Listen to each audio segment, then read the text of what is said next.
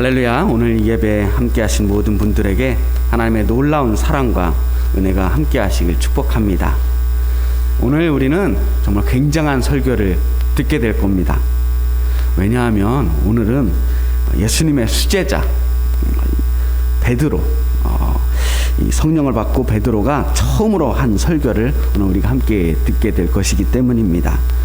오늘 이 설교를 듣고 무려 신도의 수가 3,000명이나 늘었다고 하는 전설적인 설교입니다. 도대체 베드로가 어떻게 설교를 했길래 이 설교 한편으로 3,000명이 주님 앞으로 돌아왔을까?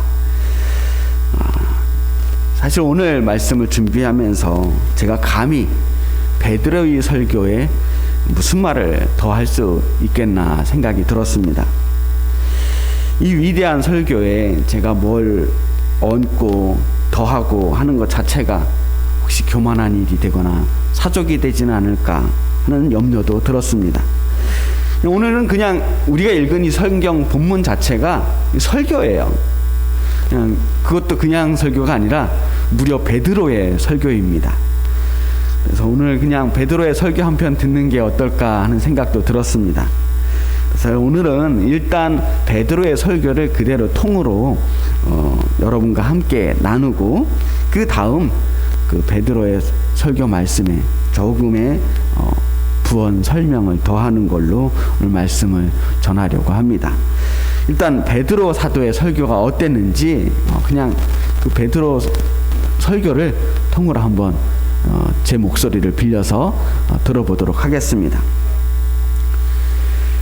유대인 동포 여러분들과 예루살렘을 방문 중인 모든 여러분, 오늘 잘 듣고 이 이야기를 바로 하시기 바랍니다. 이 사람들은 여러분 가운데 생각하는 일부가 생각하는 것처럼 술에 취한 것이 아닙니다. 이제 겨우 아침 9시인데 취할 시간이나 있었겠습니까? 이것은 예언자 요엘이 장차 일어날 일이라고 알려준 것입니다. 요엘서 2장 18절에서 32절 말씀에 이렇게 나와 있습니다. 하나님이 말씀하시기를 말세에 내가 영을 모든 육체에게 부어주리니 너희 자녀들은 예언할 것이요 너희 젊은이들은 환상을 보고 너희의 늙은이들은 꿈을 꾸리라. 그때 내가 내 영을 내 남종과 여종들에게 부어주리니 그들이 예언할 것이요 또 내가 위로 하늘에서는 기사를 아래로 땅에서는 징조를 베풀리니 곧 피와 불과 연기로다. 주의 크고 영화로운 날이 이르기 전에 해가 변하여 어두워지고 달이 변하여 피가 되리라. 누구든지 주의 이름을 부르는 자는 구원을 받으리라 하였느니라. 여러분, 이 말씀 잘 들으세요. 나사렛 예수는 하나님께 온전히 인정을 받은 분이셨습니다.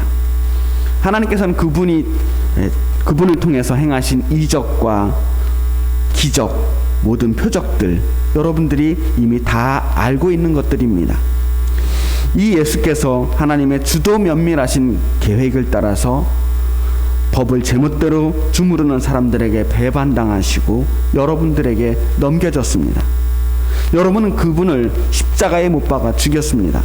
하지만 하나님께서 죽음의 밧줄을 푸시고 그분을 다시 살리셨습니다. 그분은 죽음의 상대가 되지 못하셨습니다. 다윗이 이 모든 것을 미리 말씀했습니다. 시편 16편을 보면 이렇게 기록되어 있습니다. 내가 항상 내 앞에 계신 주를 배웠으며 나로 요동하지 않게 하기 위하여 그가 내 우편에 계시도다. 그러므로 내 마음이 기뻐하였고 내 혀도 즐거워하였으며 육체도 희망에 거하리니 이는 내 영혼을 음부에 버리지 아니하시며 주의 거룩한 자로 썩음을 당하지 않게 하려 하실 것입니다.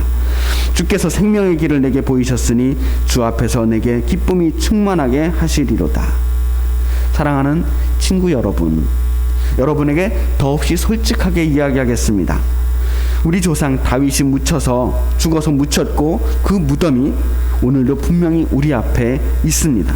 그러나 예언자이기도 했던 다윗은 자신의 한 후손이 먼 훗날 이 나라를 다스릴 것이라고 하신 하나님의 엄숙하신 맹세를 알고 나서 이 먼 장래를 내다보고 메시아의 부활을 미리 말했습니다. 그가 음부에 버림이 되지 않고 그의 육신이 썩음을 당하지 아니하시리라 하고 말씀하신 것이 바로 그것입니다. 이 예수를 하나님께서 다시 살리신 것입니다. 여기에 있는 우리가 다 그 일의 증인입니다. 이후에 예수께서 하나님의 오른편 높은 곳에 올려져서 아버지께서 약속하신 성령을 받으시고 그 받으신 성령을 우리에게 부어주셨습니다. 여러분은 지금 그 일을 보고 있습니다. 그래서 다윗은 자기가 직접 하늘로 올라가지는 않았지만 이렇게 말씀했습니다. 시편 110편 1절입니다. 내가 내 원수로 내 발등상이 되게 하기까지 너는 내 우편에 앉아 있으라 하셨도다. 그러니 여러분 이것을 믿으십시오. 여러분이 이 십자가에서 죽이신 예수를 하나님께서 주와 메시아 그리스도로 삼으셨습니다. 더 이상 의심의 여지가 없습니다. 여기까지가 일단 베드로의 설교입니다. 오늘 이 베드로의 설교를 한 문장으로 요약한다면 당신들이 죽인 예수가 바로 그리스도였다. 당신들이 죽인 예수가 우리가 그토록 기다렸던 메시아 그리스도였다는 사실입니다. 37절 말씀을 보면 그가 이 말을 듣고 마음에 찔려 베드로와 다른 사도들에게 물어 이르되 형제들아 우리가 어찌할꼬 하거늘. 그들이 마음에 찔렸어요. 왜냐하면 그들이 바로 예수님을 십자가에 못 박은 사람들이었기 때문에 그렇습니다. 예수가 그리스도인 줄을 모르고 십자가에서 죽게 한 그 잘못을 어떻게 해야 합니까? 형제들아 우리가 어찌할꼬. 이제 우리는 어떻게 하면 좋습니까? 은혜를 받는다는 건 뭐냐면 마음에 찔리는 겁니다. 내가 죄인이라는 걸 깨닫는 겁니다. 내가 뭘 해야 할지 묻게 되는 것이 은혜를 받는 일입니다. 그냥 후회하고 괴로워만 하는 것이 아니라 그러면 내가 이제 뭐를 해야 하지? 내가 지금 어떻게 살아야 하지? 하고 묻게 되는 것입니다. 그것이 하나님이 원하시는 회개였습니다. 그때 베드로가 다시 말씀을 이어갑니다. 다시 베드로의 설교입니다. 그렇다면 여러분은 이제 회개해야 합니다. 그리고 여러분 각각 한 사람 한 사람이 예수 그리스도의 이름으로 세례를 받고 하나님께 죄 용서함을 받아야 합니다. 그러면 하나님께서도 여러분을 용서해 주실 것입니다. 그리고 여러분에게도 성령을 주실 것입니다. 하나님은 여러분과 여러분 자녀들뿐만 아니라 모든 사람들, 하나님을 부르는 모든 사람들에게 하신 약속입니다. 그러니 여러분 이 패역한 세대에서 구원을 받으시기 바랍니다. 자, 여기까지가 베드로의 설교입니다. 어떻습니까? 혹시 베드로의 설교를 들어보니까 과연 3,000명이 돌아올 만한 설교 같습니까? 솔직하게 말하면 오늘날 이렇게 베드로의 설교를 들으면 그렇게 특별할 것이 없는 설교입니다. 오늘날 유명하신 목사님들, 정말 설교 잘하시는 목사님들 정말 많아요. 그런 분들의 설교를 보면 얼마나 세련되고 은혜로운지 모릅니다. 정말 감동적이고 예화도 정말 재밌는 예화로 쓰시고 3대지 구조에 설교학적으로 신학적으로 훨씬 완성도 있는 설교를 하시는 목사님들 많아요. 하루에도 수백 개, 수천 개의 설교가 쏟아져 나오고 대단하신 설교자들도 참 많습니다. 오히려 오늘 우리가 함께 들었던 이 베드로의 설교가 초라해 보일지도 모릅니다. 그런데 잘 들어보면 이 베드로의 설교가 왜 위대한지 알 수 있습니다. 단순히 그분의 설교를 듣고 하루에 3,000명이 돌이켰다는 사실 때문에 그런 것이 아닙니다. 예수님 부활하신 후에 베드로가 겨우 그 50일 만에 이런 설교를 하고 있었다는 사실입니다. 불과 50일 만에 베드로는 이 모든 것들을 설교에 담았어요. 성령의 임재, 예수님의 생애, 그분의 고난과 죽으심과 부활과 승천, 이 모든 이야기들이 이 짧은 설교 안에 다 들어있어요. 우리가 지금 믿고 있는 이 기독교의 교리, 기본적인 핵심 교리들이 이 설교에 다 담겨 있는 겁니다. 교리가 뭐예요? 믿음을 체계화시켜 놓고 정리해 놓은 게 교리입니다. 우리가 보통 교리라고 하면 굉장히 딱딱하고 어렵고 엄청 신학적이고 고리타분할 거라고 생각하는데, 사실 교리라는 게 뭐냐면 우리 신앙의 가이드라인 같은 거예요. 내가 믿고 있는 게 뭐냐, 우리의 믿음이 무엇을 근거로 하고 있느냐 하는 걸 정리해 놓은 게 교리예요. 근데 그 일자무식 어부 출신 베드로가 겨우 50일 만에 이 교리를 만들어내는 거예요. 정말 성령의 인도하심이 아니었다면, 성령의 말하게 하심이 아니었다면 불가능한 일이라고 밖에 생각할 수 없어요. 하나님께서 베드로의 입을 통해서, 성령의 말하게 하심을 통해서 하나님의 그 구원의 역사를 정리해 주시는 겁니다. 우리가 신약 성경을 단 한마디로 요약한다면 뭘까요? 신약 성경을 전체를 단 한마디로 요약한다면 예수는 그리스도라는 거예요. 예수는 그리스도라는 이 고백이 우리 신앙 고백의 핵심입니다. 예수가 그리스도라는 것을 고백하면 기독교가 되는 거고요. 예수가 그리스도, 메시아라는 걸 믿지 못하면 그건 기독교가 아니라 유대교가 되는 거예요. 그런데 이 신앙 고백을 제일 먼저 한 사람이 누구냐 하면 베드로죠. 주는 그리스도시요 살아계신 하나님의 아들이시니이다. 시몬이라고 불렸던 이 베드로가 이 고백을 통해서 베드로라는 이름을 주님께 얻게 됩니다. 베드로라는 말은 반석이라는 뜻의 페트라에서 온 말이에요. 그때 예수님께서 이런 말씀을 하십니다. 너는 베드로라. 내가 이 반석 위에 내 교회를 세우리니 음부의 권세가 이기지 못하리라. 베드로라고 하는 반석 위에 교회를 세울 것이라고 말씀하셨어요. 바로 이 고백, 주는 그리스도시요 살아계신 하나님의 아들이시니다 라고 하는 이 고백 위에 교회를 세우시겠다고 하는 말씀입니다. 베드로라고 하는 그 사람 위에 세운다는 게 아니라 이 신앙 고백 위에 교회를 세우시겠다는 거예요. 베드로가 인생을 살면서 통틀어서 가장 큰 칭찬을 받았고 가장 크게 인정받았을 때가 언제냐면 이 신앙 고백을 했을 때였어요. 베드로는 예수님이 돌아가시고 나서 불과 50일 만에 삼위일체라고 하는 교회의 가장 핵심 교리를, 그 교리의 틀을 세운 사람입니다. 하나님과 하나님의 아들 예수, 그리고 예수님을 통해 이 땅에 보내주신 성령, 정말 완벽한 하나님의 삼위에 대해서 오늘 이 설교에서 말씀하고 있어요.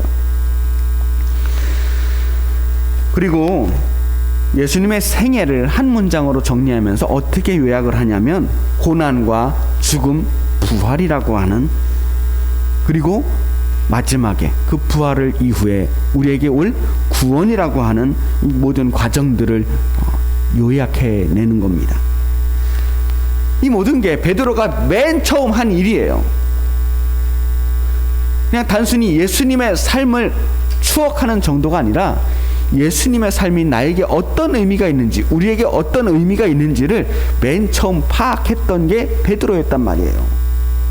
많은 사람들이 바울 신학에 대해서 정말 이야기 많이 합니다.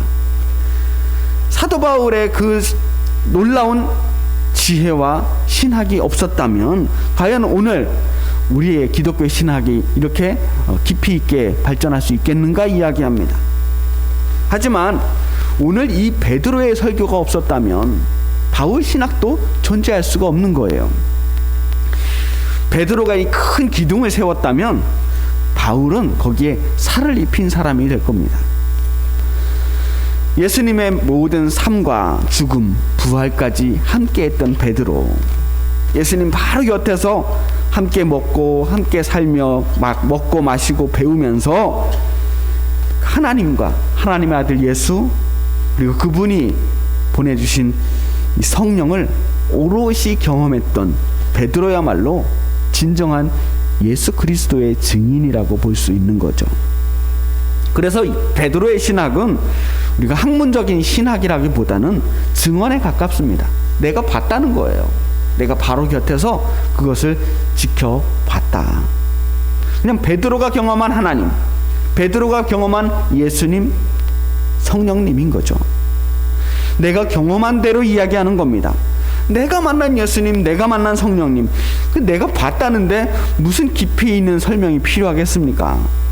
나 혼자 본 것도 아니고 여기 함께 있는 예수님의 제자들 120명의 제자들이 다 함께 봤다는데 더 이상 무슨 설명이 필요하겠어요? 사실 우리가 그동안 베드로의 설교를 많이 읽어봤겠지만 그 내용에 큰 감동을 받지는 못했을지도 모릅니다. 왜냐하면 우리가 이미 다 아는 내용이거든요. 누가 설교하더라도 사실 설교라고 하는 것 자체가 지루할 수밖에 없습니다. 그래서 사람들은 이 설교의 내용에는 별로 관심 갖지 않아요. 이 설교의 결과에 대해만 집중합니다. 야, 이 베드로의 설교를 통해서 3,000명이 돌아왔다. 하루에 3,000명이 회심했다고 하는 이 기적적인 사건에만 관심 가질 뿐이죠. 그래서 우리도 이 베드로 때와 같이 이런 폭발적인 전도와 성장이 있기를 바라기만 하고 있는 겁니다.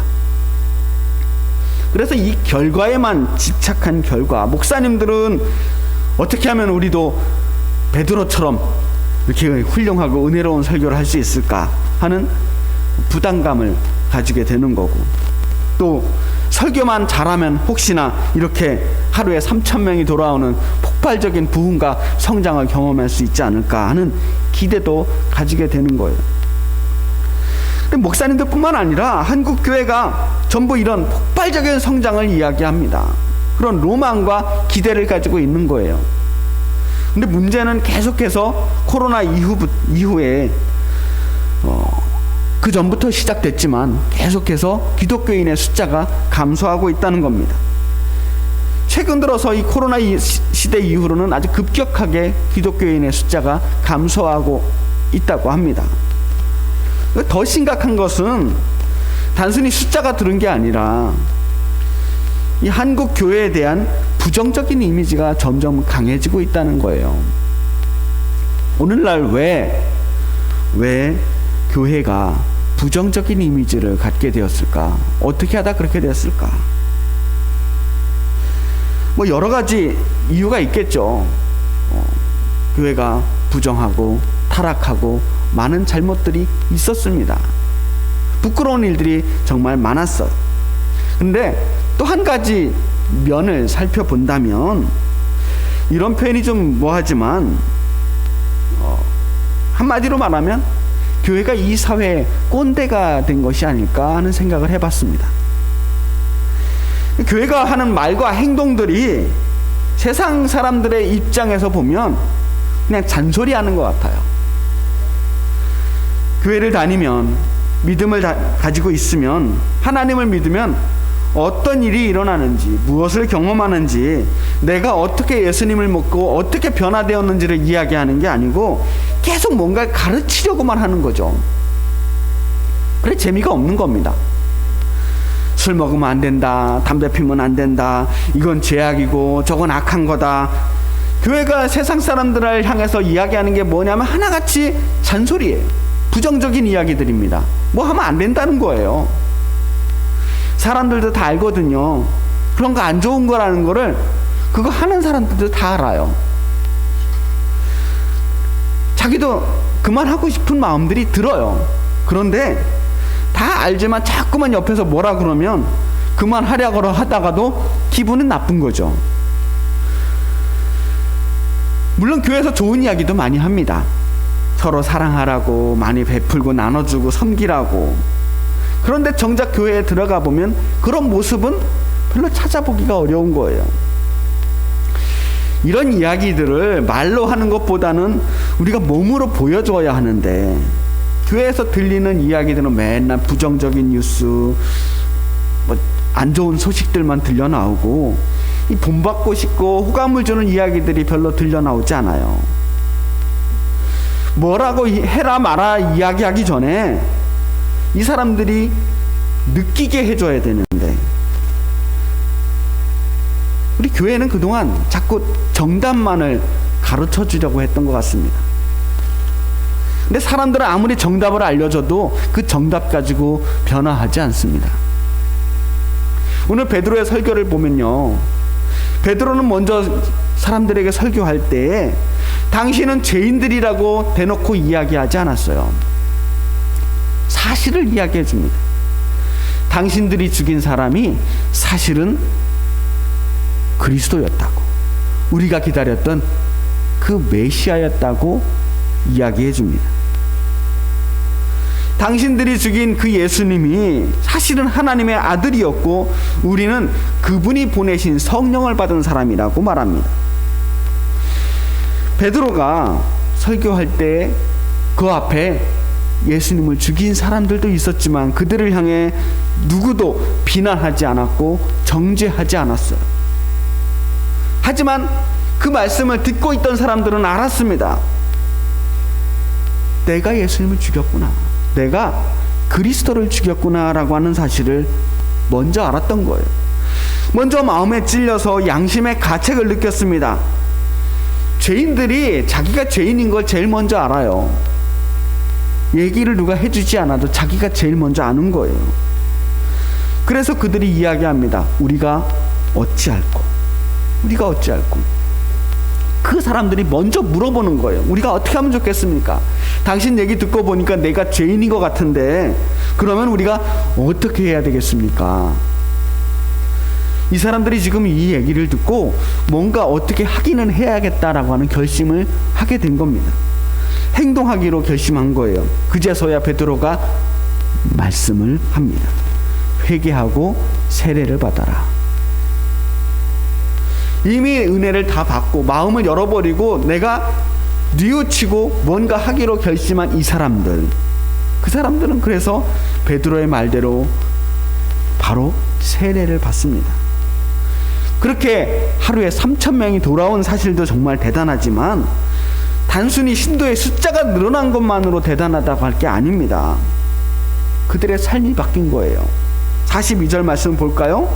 그들이 사도의 가르침을 받아 서로 교제하고 떡을 떼며 오로지 기도하기를 힘쓰니라. 서로 교제하고 떡을 떼고 오로지 기도하기를 힘썼다는 거예요. 이 모습이 어떤 모습이냐면 120명의 제자들이 성령 받을 때까지 했던 모습들이에요. 그런데 이제 3,000명이 돌아와서 그들이 똑같이 제자들의 모습과 똑같이 살고 있게 되었다는 거예요. 초대교인들은 말로 전도한 게 아니라 그들의 삶의 모습으로 보여줬어요. 나처럼 살아라, 우리처럼 믿어라. 그냥 모습으로 보여준 겁니다. 요즘 우리의 예배는 사실 설교가 90%예요. 물론 설교 중요합니다. 말씀으로 바로 서는 거 중요해요. 그런데 오늘날 우리 교회는요, 말만 하는 거죠. 별로 하는 것도 없이 맨 말만 하는 게 교회입니다. 이렇게 여러분들 앞에 이야기는 하지만 사실 말은 제가 제일 많이 합니다. 근데 제가 제일 죄가 많고 회개할 일이 많은 것 같아요. 기본적으로 설교자는 참 말이 많을 수밖에 없어요. 이게 딜레마입니다.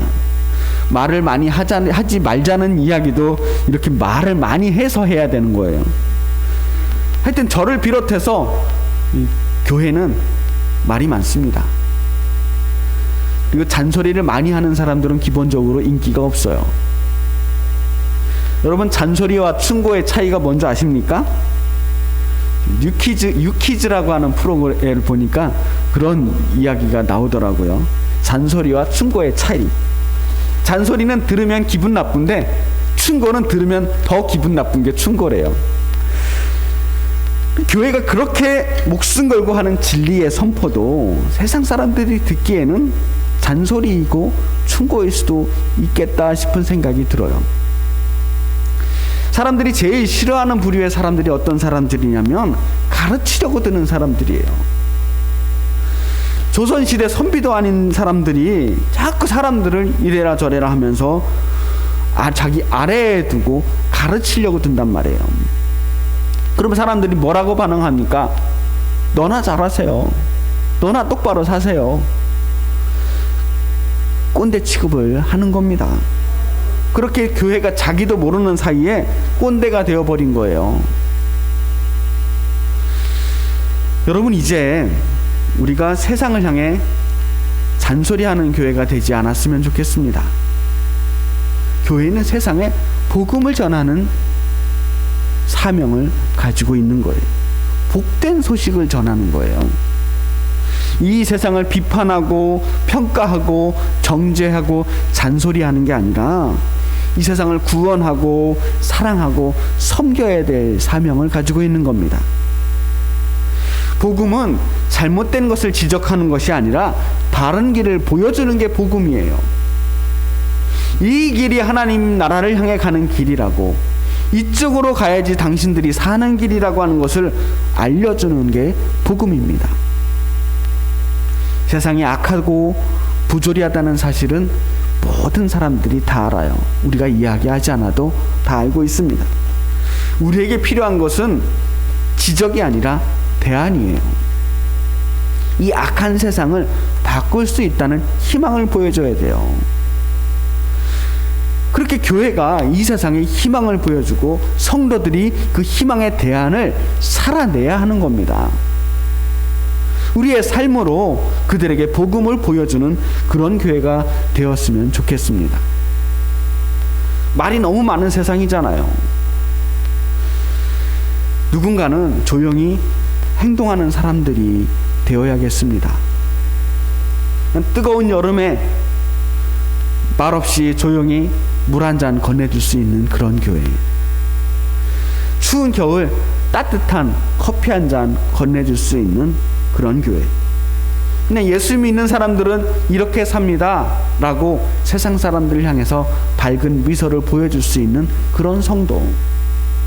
그렇게 말없이 행동으로 우리의 믿음을, 우리의 구원받은 변화된 삶의 모습을 보여줄 수 있는 그런 교회, 그런 성도, 그런 목사가 되었으면 좋겠습니다.